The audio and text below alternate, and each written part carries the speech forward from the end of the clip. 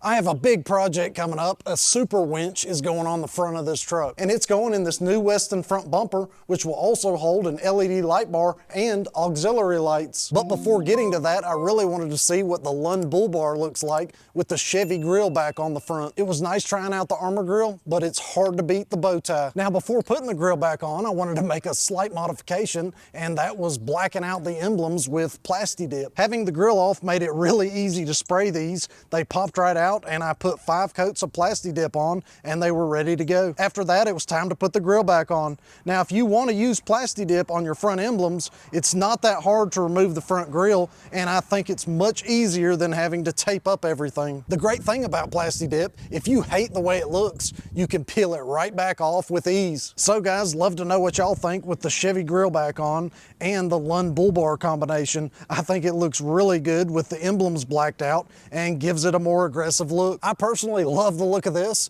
but I'm excited to see what that Weston bumper is going to look like on the front of the truck. Watch out for that next video, and until next time, we'll see y'all.